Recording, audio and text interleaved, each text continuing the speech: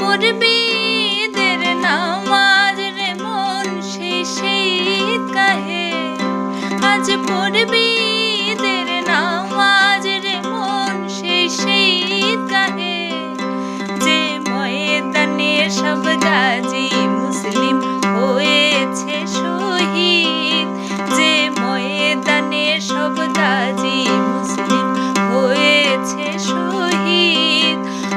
রমজানের রোজার শেষে এলো